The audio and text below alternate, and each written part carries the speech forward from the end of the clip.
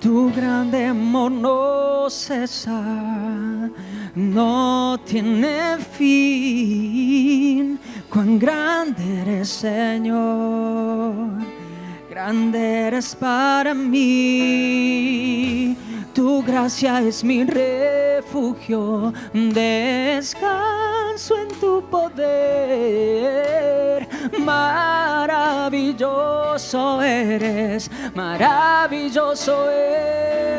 para mí. Firme, Dios, está mi corazón, firme en las promesas del Señor. Yo continúo mirando hacia ti y así yo sé que puedo proseguir. Y cuando ya no pueda más, aún mis lágrimas serán para regar mi fe y consolar mi corazón. Pues el que llora ante la cruz, clamando el nombre de Jesús, alcanzará de ti, Señor, misericordia, gracia y luz. Firme, Dios, está mi corazón, firme en las promesas del Señor. Yo continúo mirando hacia ti y así yo sé que puedo proseguir. Y cuando ya no pueda más, aún mis lágrimas serán para regar mi fe y consolar mi corazón. Pues el que llora ante la cruz, clamando el nombre de Jesús, alcanzará de ti, Señor, misericordia, gracia y luz. Firme, Dios, está mi corazón, firme en las promesas del Señor. Yo continúo mirando hacia ti y así yo sé que puedo proseguir. Y cuando ya no pueda más, aún mis lágrimas serán para regar mi fe y consolar mi corazón. Pues el que llora ante la cruz, clamando el nombre de Jesús, alcanzará de ti, Señor, sí, Señor. Misericordia, gracia y luz. Gracia y luz. En Gálatas capítulo 5 dice el versículo 16, vivan por el Espíritu. Otra versión del mismo versículo, la versión más antigua, dice vivid en el Espíritu. Así que nos manda vivir en el Espíritu y por el Espíritu. Que es nacido del Espíritu, es guiado por el Espíritu, es dirigido por el Espíritu, vive por el Espíritu. Así vivía la iglesia en el primer siglo. La iglesia del primer siglo vivía por el Espíritu, en el Espíritu. Era el Espíritu Santo el que hacía todas las cosas. Y de eso quiero brevemente hablar en esta tarde, mostrándole cómo el Espíritu Santo estuvo desde el inicio activo en todas las cosas. El primer versículo de la Biblia dice que el principio creó Dios los cielos y la tierra. Y la tierra estaba en un caos, estaba desordenada y vacía. Dice, y el Espíritu de Dios se movía sobre la faz de las aguas. El Espíritu de Dios estaba incubando, generando vida. La ciencia cree que descubrió que la vida surge del agua, pero si vamos a la Escritura, ellos no van, claro, porque quieren decir que lo descubrieron ellos. Pero la Escritura dice, el apóstol Pedro, dice que intencionalmente olvidan que desde los tiempos antiguos, por medio de la palabra de Dios, existía el cielo y también la tierra, que surgió del agua y mediante el agua. Así que el Espíritu Santo estaba obrando, creando, gestionando, haciendo que todo, generando la situación propicia para que haya vida. No fue la casualidad, no fue la evolución, ni ningún meteorito. Fue el Espíritu Santo, dice la palabra, que estaba sobre la faz de las aguas, ordenando, creando vida. Así que desde el principio el Espíritu Santo estuvo obrando y nosotros necesitamos justamente al Espíritu Santo en nuestra vida para que podamos tener y crear en nosotros esa vida que necesitamos, que es la vida espiritual. El hombre tiene vida natural. El ser humano, usted lo ve, camina, forma un hogar quizás, tiene hijos, compra un auto, se compra una casa, hace todas las cosas que uno dice, mira, este hombre o esta mujer tiene vida, mira, está contenta, ¿no? Pues tiene vida natural. Lo que nosotros necesitamos y que el Espíritu Santo nos da es vida espiritual. Sin Él podemos tener vida natural, pero esa vida natural nos sirve solamente para este momento y cuando partamos a la presencia o partamos a la eternidad desde la tierra, si no tenemos a Cristo, no tenemos vida. Dice el Salmo 104:30, envías tu Espíritu, son creados. Así que es el Espíritu Santo el que crea. El Salmo 139, David dice, por él, pero también proféticamente por Jesús y también para nosotros nos alcanza. Dice, ¿a dónde podría alejarme de tu Espíritu? Habla de la omnipresencia del Espíritu. Habla de que el Espíritu está en todos lados, yo no me puedo alejar, no me puedo esconder. ¿Dónde podría huir de tu presencia? Dice David. Entonces se empieza a enumerar cosas. Si subo al cielo, si voy a lo profundo del mar, si las tinieblas, si la luz se convierte en tinieblas, no puedo esconder de tu presencia. Dice permanentemente, ¿no? Los mismos para ti son las tinieblas que la luz. Dice, tú creaste mis entrañas, me formaste en el vientre de mi madre, el Espíritu. Dice, te alabo porque soy una creación admirable, tus obras son maravillosas y esto lo sé muy bien. Mis huesos no te fueron desconocidos, cuando lo más recóndito era yo formado, cuando lo más profundo de la tierra era yo entretejido. Tus ojos vieron mi cuerpo en gestación, todo estaba ya escrito en tu libro, todos mis días se estaban diseñando, aunque no existía uno solo de ellos. Cuán precioso, oh Dios, me son tus pensamientos, cuán inmensa es la suma de ellos. David tenía certeza de que su vida había sido diseñada por Dios. La aplicamos proféticamente en Jesús porque Dios diseñó la salvación de nuestra alma en la persona de Jesús, pero también tu vida, si usted tiene a Cristo en su corazón, su vida fue diseñada por Dios. Aún cuando usted estaba siendo gestado, cuando todavía nadie sabía que usted existía y aún cuando no había hecho nada, Dios ya estaba diseñando su vida, Dios ya estaba planificando victoria para usted, Dios estaba planificando llevarle una vida de bendición y ser instrumento en sus manos. David lo entendió. David entendió que él era instrumento en las manos de Dios y vivió de esa manera con todos sus aciertos o errores, pero en ese sentido él vivió en el propósito de Dios, haciendo la voluntad de Dios. Así que nosotros debemos vivir por el Espíritu, andar por el Espíritu, porque Él está presente en todos lados. Él nos conoce en lo íntimo.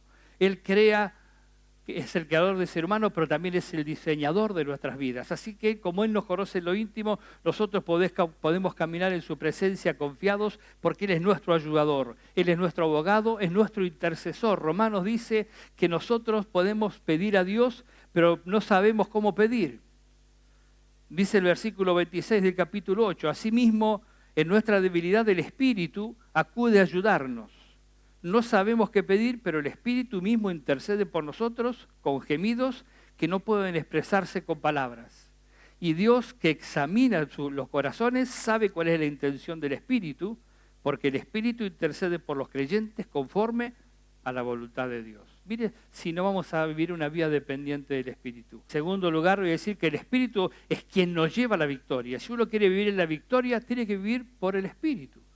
Si uno quiere vivir a su manera, con sus argumentos, con sus pensamientos, con su filosofía, con su religión, quiere vivir de otra manera diferente a lo que dice la palabra, no tendrá una vida victoriosa. Tendrá una vida como pasa con las personas que quizás también le pasaba a usted antes, o si le sigue pasando, le digo, lo que necesita que el Espíritu llene su corazón es que el corazón del hombre se siente insatisfecho. El corazón del hombre se siente vacío.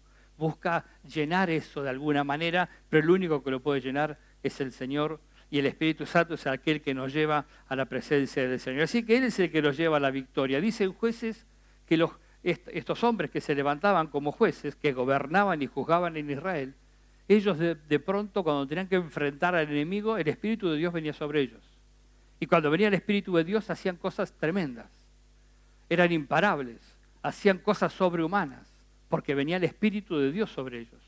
Los capacitaba a ellos para hacer esa tarea. Así que claramente era el Espíritu de Dios el que venía sobre ellos, porque lo dice la palabra de Dios. En Zacarías 4:6 dice, ni con ejército, ni con espada, sino con mi Espíritu. dice el Señor Todopoderoso. Esta batalla, la victoria que nosotros necesitamos obtener, no es por argumento humano, no es por filosofía, no es por capacidad, no es con dinero, no es con nada de lo que hay en la tierra, es por el Espíritu Santo. Zorobabel estaba enfrentando el desafío de construir el templo. Este Zorobabel era el primer gobernador después que salió de la cautividad de Babilonia y comenzaron a regresar los judíos. Entonces él se encontró con el desafío grande de tener que reconstruir el templo. Y dice, entonces el Señor le dice eso, no será por la fuerza ni con ningún poder, sino por mi espíritu, dice el Señor Todopoderoso. Y añade, ¿quién te crees tú, gigantesca montaña? ¿Usted tiene montañas delante de su vida que le parece que es imposible superar? ¿Usted cree que hay situaciones en su vida que usted no puede pasar porque son gigantes que le impiden avanzar? La palabra profética dice antes Zorobabel, en el caso de él, ¿no? Pero también en nosotros. Solo eres una llanura, esa gran piedra, esa gran montaña, eso que parece imposible superar. Dios dice, eso es una llanura delante de mis hijos, delante de mi pueblo. Dice, Él sacará las piedras principales entre gritos de alabanza a su belleza. Así que Él estaba anticipándole que Él iba a hacer esa obra. Delante nuestro no hay cosas imposibles, no hay cosas que no sean superables, cuando es el Espíritu Santo el que nos guía. Cuando María, leímos recién ese cántico de María, unos versículos antes, María le dijo al ángel, ¿cómo va a ser esto si yo soy una mujer virgen? Entonces le dijo al ángel, el Espíritu Santo vendrá sobre ti y el poder del Altísimo te cubrirá. Por eso al santo ser que nacerá lo llamarán Hijo de Dios. Así que es el Espíritu Santo el que crea, es el Espíritu Santo el que hace las cosas imposibles. Más adelante le dice que su parienta Elizabeth, que era estéril y era anciana, también estaba embarazada. Porque para Dios no hay nada imposible. Así que mire, si no necesitamos el Espíritu es el que crea todas las cosas. Creó y sigue creando. El Espíritu es el que nos lleva a la victoria. Es el Espíritu Santo el que nos capacita con poder. Cuando Jesús encomendó a los apóstoles en los primeros versículos del libro de los Hechos, habló con ellos y Lucas estaba escribiendo, ¿no? Él estaba escribiendo un tal Teófilo. Ya le había escrito lo que es el Evangelio de Lucas, ahora seguía escribiendo, refiriéndole las cosas que habían pasado después de la resurrección de Jesús. Entonces dice, estimado Teófilo, en mi primer libro me referí a todo lo que Jesús comenzó a hacer y a enseñar hasta el día en que fue llevado al cielo, luego de darles instrucciones por medio del Espíritu Santo. Jesús daba instrucciones por medio del Espíritu Santo. Mire si nosotros no vamos a buscar la dirección del Espíritu Santo. Si Jesús lo hacía, ¿qué somos mejores nosotros que Él? ¿Queremos nosotros alcanzar alguna victoria? ¿Queremos nosotros alcanzar algún objetivo? Sin la ayuda del Espíritu Santo no podemos. Necesitamos el Espíritu Santo. Usted necesita el Espíritu Santo. Tiene que cultivar esa vida de relación con el Espíritu Santo. Entonces dice que Él les declaró por el Espíritu Santo, les dio mandamientos, instrucciones a los apóstoles que había escogido Él. Después de padecer la muerte y se les presentó dándole muchas pruebas convincentes de que estaba vivo. Durante 40 días se les apareció y les habló acerca del reino de Dios. Una vez, mientras comía con ellos, les ordenó, no se alejen de Jerusalén, sino esperen la promesa del Padre, de la cual les he hablado. Juan bautizó con agua, pero dentro de pocos días ustedes serán bautizados en el Espíritu Santo. La iglesia no podía cumplir el propósito de Dios si no era bautizada por el Espíritu Santo. ¿Usted es iglesia? Tiene que ser bautizado con el Espíritu Santo. Si no está bautizado con el Espíritu Santo, tiene que decir, Señor, yo anhelo esto, lo quiero para mí. Yo quiero servirte, quiero ser instrumento en tus manos. Necesito ser lleno del Espíritu Santo, bautízame con tu Espíritu Santo. Y ellos se quedaron allí, en Jerusalén, esperando la promesa que Jesús les había hecho, de ser lleno del Espíritu Santo. Y les dijo, ¿por qué necesitaban el Espíritu Santo? Ellos después le preguntaron, dice, entonces los que estaban reunidos con él le preguntaron, Señor, ¿es ahora que vas a restablecer el reino de Israel? ¿A Israel? ¿No les toca a ustedes conocer la hora ni el momento determinados por la autoridad misma del Padre? Le contestó Jesús, pero cuando venga el Espíritu Santo, sobre ustedes recibirán poder. Y serán mis testigos, tanto en Jerusalén como en toda Judea, Samaria y hasta lo último de la tierra. Necesitaban el Espíritu Santo porque el Espíritu Santo es poder. dinamita, es la palabra. Es un poder explosivo, pero no es para destruir, sino que es un poder explosivo para manifestar la gloria, las maravillas de Dios, el poder de Dios a favor de todo aquel que se acerca a Él. Y eso ocurrió un capítulo después en Pentecostés. Estaban reunidos, estaban orando, esperando esa promesa, y dice la palabra que vino del cielo un viento recio que inundó todo el lugar y aparecieron lenguas de fuego. Mire qué combinación, fuego y viento. El fuego arrasa con todo. Vemos permanentemente en los últimos tiempos con este tema del calentamiento global, se ve más, y aparte porque ahora por los medios de comunicación se ven muchas más todas las cosas, cómo el fuego arrasa con bosques, arrasa con hectáreas enteras, cientos y miles de hectáreas. Y cuando se une con el viento potencia el fuego y hace un desastre, arrasa con todo. Así fue el día de Pentecostés, pero solamente que no vino para arrasar y destruir, sino vino para llenar de poder a los que estaban esperando en Él. Y ese día se convirtieron miles de personas se convirtieron al Señor, y todos testificaron de que ellos hablaban las maravillas de Dios. Cuando lo vieron y escucharon, dice, esta gente, ¿cómo puede ser? Dice, todos hablan en diferente lengua, pero entendemos que hablan las maravillas de Dios. Hablan en nuestra lengua, entendemos lo que están diciendo, y son de diferentes pueblos, diferentes países, diferentes lenguas. Y entendemos por qué el poder del Espíritu Santo había sido derramado sobre ellos y los capacitó con poder. Y uno puede leer el libro de los Hechos y va a ver cómo los Hechos muestran el Espíritu Santo activo.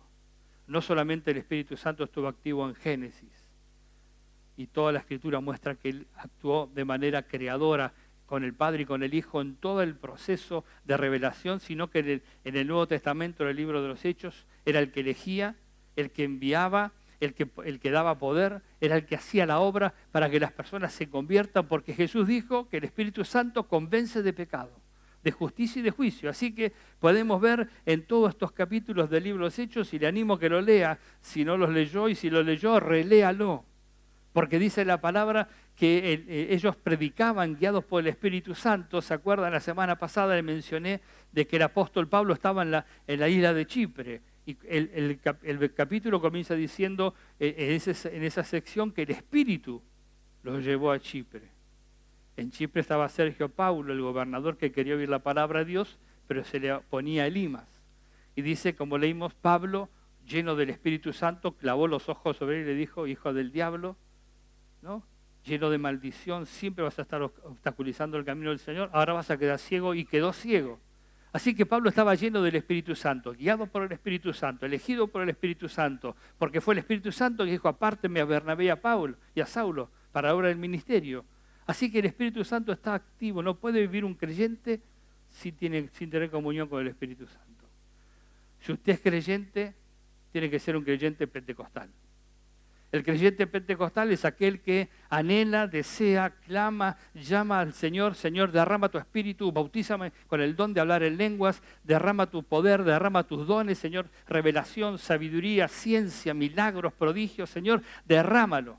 Y cuando lee el Salmo 2 que dice, pídeme y te daré por herencia a las naciones, sabe que le está hablando proféticamente de Jesús, pero también le dice, Señor, te pido las naciones, lléname con tu presencia, te pido las naciones, quiero ser instrumento en tus manos. Está dispuesto a vivir por el Espíritu. No solamente a conocer del Espíritu, sino a dejarse guiar por el Espíritu, porque eso es la condición clave. El Espíritu te lleva a la victoria, pero el Espíritu también es el que da vida espiritual y eterna. No hay otro, solamente es el Espíritu. Jesús en capítulo 7 de Juan dice, el que tenga sed, venga a mí y beba. Y como dice la Escritura, de su interior correrá un río de vida.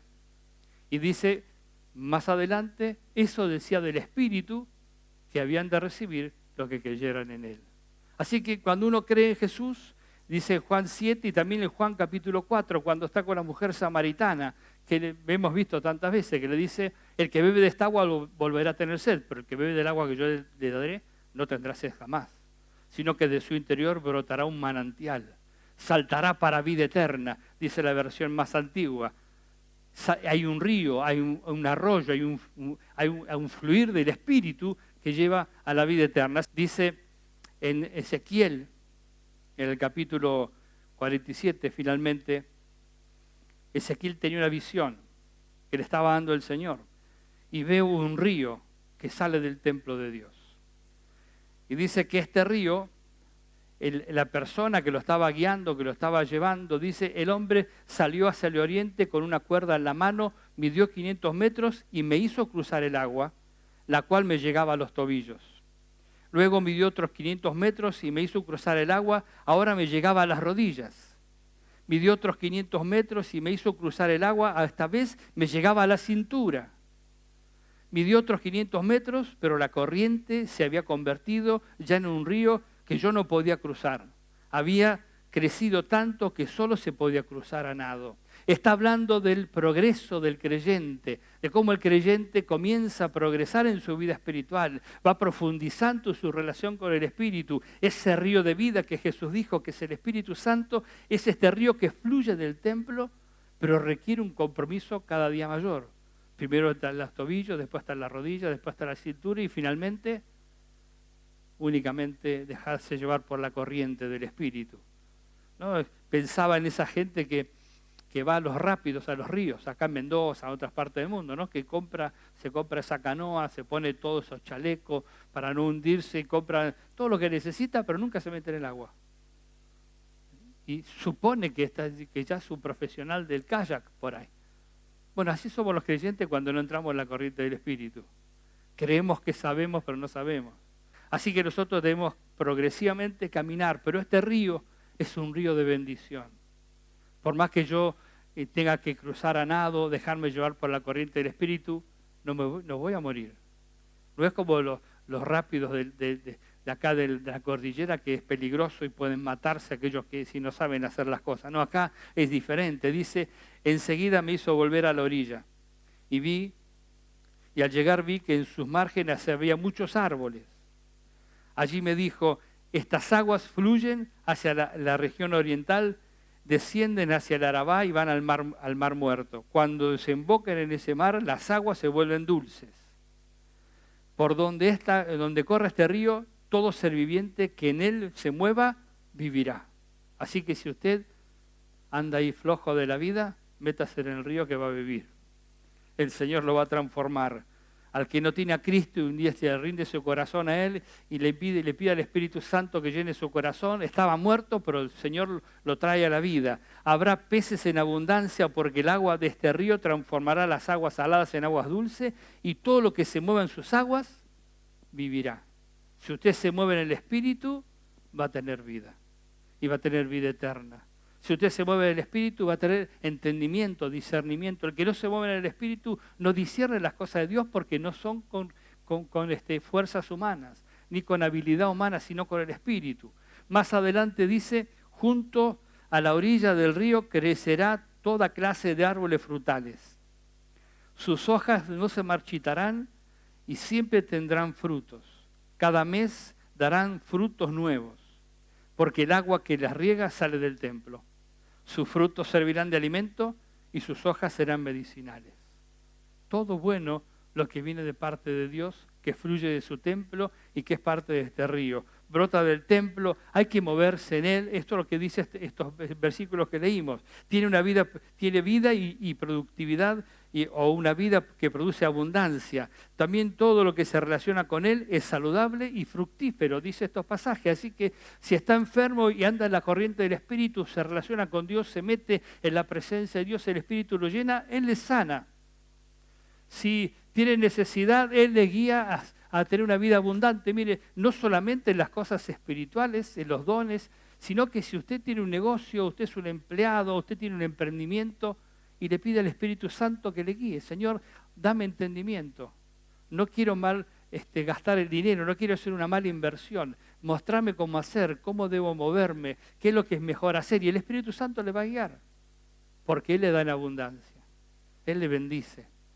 Él le hace fructificar. Si usted tiene un negocio o un emprendimiento, como dijo usted, si empleado, quizás siendo empleado también tenga que decirle, Señor, ayúdame a trabajar de tal manera que mi empleo, a través de mi empleo puedan ver que yo soy una persona responsable y pueda crecer en este trabajo y pueda progresar en este trabajo y pueda alcanzar lugares de dirección, de liderazgo, de dirección Y si usted se deja guiar por el Señor, en cualquier cosa que usted pide la dirección del Espíritu, Él le va a guiar.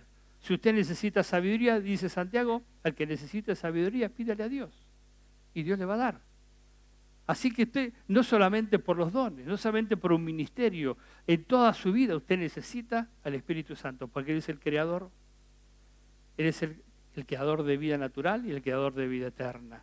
Él es el que trajo salvación. Dice la palabra que Jesús se ofreció por el Espíritu eterno para que nosotros tengamos salvación y vida. Él es el que nos da todo lo que necesitamos y nos lleva siempre en victoria. Él es el Espíritu Santo. Por eso Jesús le dijo a los apóstoles, quédense hasta recibir la promesa, porque el Espíritu Santo les dará poder para ser testigos y para hacer una obra poderosa, tan poderosa que el judaísmo no lo pudo parar. Los emperadores romanos persiguieron a la iglesia, mataron a los creyentes, pero terminó reconociendo la grandeza y el poder de Dios y rindiéndose ante la iglesia. ¿Por qué? Porque la iglesia estaba llena del poder de Dios. La iglesia del primer siglo era una iglesia poderosa. La iglesia del segundo siglo, tercer siglo, era una iglesia poderosa, llena del Espíritu Santo, una iglesia que avanzaba, se multiplicaba, más la perseguían, más se convertían. En el libro de los Hechos vemos que mataron a Esteban. Y la palabra dice que Esteban estaba lleno del Espíritu Santo cuando vio el cielo abierto, a Dios en el trono y a Jesús parado a su derecha. Y los judíos se enloquecieron y lo mataron, porque él declaró, veo el cielo abierto, pero él estaba lleno del Espíritu. Así tenemos que estar nosotros. El mundo necesita creyentes llenos del Espíritu, que beban de ese río que fluye del trono, de ese río que es salud, de ese río que trae abundancia, de ese río que transforma las vidas, que nos lleva aún sin saber nosotros hacia dónde vamos en definitiva, porque Pablo, estábamos leyendo los otros días en Hechos 20, que Pablo dice justamente una declaración así. Dice, lo único que, no sé, dice, pero lo único que sé que el Espíritu en todas las ciudades me dice que me esperan prisiones y me esperan sufrimientos. Dice, ahora voy obligado por el Espíritu sin saber lo que me espera allí. Y va a Jerusalén. Dice, obligado por el Espíritu. Y no sé lo que me espera. Lo único que sé es que en todas las ciudades el Espíritu me dice que me esperan prisiones y sufrimientos. Pero yo, dice, no tengo mi vida como valiosa para mí, con tal de cumplir su propósito. Esa es una persona que fluye en el Espíritu, que vive por el Espíritu. Sin embargo, considero que mi vida carece de valor para mí mismo, con tal que termine mi carrera y lleve a cabo el servicio que me ha encomendado el Señor Jesús, que es el de dar testimonio del Evangelio, de la gracia de Dios. Dice, no me importa lo que me pase, Dios diseñó tu vida. Esas palabras también tienen que ser tuyas. No importa lo que me espere por delante, con tal que yo acabe la obra por la cual Él me diseñó, por la cual Él me llamó, por la cual Él me creó. Amén. No es fácil cuando uno lucha con querer hacer sus propios pensamientos, su propia voluntad, cumplir sus propios deseos, entonces le cuesta vivir por el Espíritu. Por eso Pablo dice en Gálatas, vivan por el Espíritu y no seguirán los deseos de la naturaleza pecaminosa. Tenemos que vivir por el Espíritu, porque hay una lucha en nosotros permanentemente, pero si vivimos por el Espíritu, vamos a cumplir el propósito por el cual el Señor nos llamó, el que Él diseñó para nosotros, y tendremos victoria en todas las cosas, pero por sobre todo tendremos vida eterna. La vida es diferente para aquel que vive por el Espíritu. El creyente, muchos creyentes que no viven por el Espíritu, viven amargados como antes. Viven luchando con las cosas del mundo. Viven tristes, deprimidos, angustiados, y son creyentes. ¿Por qué? Porque no viven por el Espíritu. Viven por ellos. Viven por sus deseos. Necesitamos vivir por el Espíritu, en el Espíritu. Entonces vamos a ver el fruto del Espíritu y también vamos a ver la victoria de Dios sobre nuestras vidas. Si no vives por el Espíritu, dile, Señor, ayúdame. Porque tú me libertaste para que viva en libertad. En la libertad de Cristo Jesús. Quiero beber de ese río. Quiero nadar en ese río que fluye del trono, que fluye de tu trono. Quiero vivir y nadar en el río del Espíritu. Ser guiado por ti, Señor. Búscale, porque la promesa no era solamente para ellos. Más adelante el apóstol Pedro dice que la promesa era para ellos, para los hijos de ellos y para todos, a los que están lejos, que somos nosotros. La promesa es para ustedes, para sus hijos y para todos los extranjeros. Es decir, para todos aquellos a quienes el Señor nuestro Dios quiera llamar. Así que para usted y para mí. Si Dios te llamó, la promesa es para ti y para mí. Si no la tienes, búscala. Búscala, que vendrá el poder de Dios sobre tu vida.